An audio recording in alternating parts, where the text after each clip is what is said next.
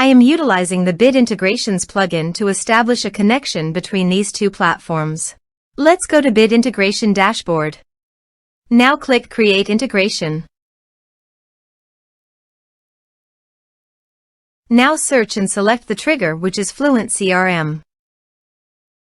Select a form or task name from the drop-down. I am selecting a contact is create. You can choose as you want. Click Next. Search and select an action. WooCommerce. Connect. Next. Select a module. I will create a customer, so I am choosing to create customer. Map the respective fields. Here are advanced features in conditional logic. If you want, you can use it for your own requirement. Click on Next. Finish and save it.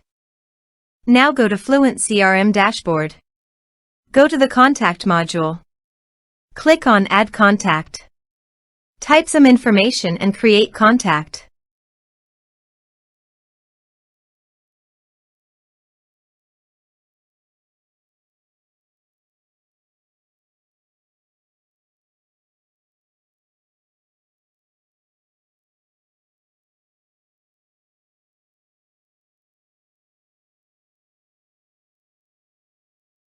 Create contact.